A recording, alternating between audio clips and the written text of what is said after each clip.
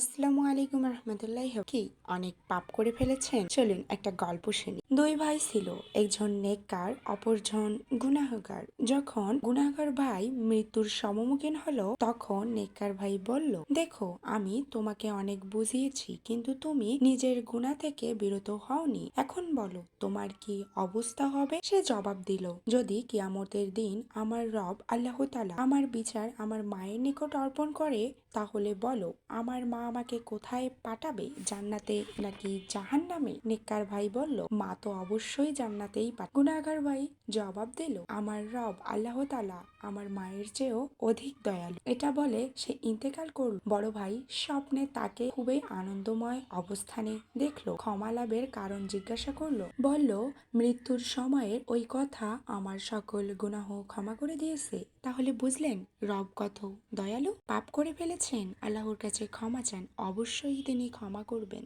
তিনি পরম করুণাময়, অসীম দয়ালু।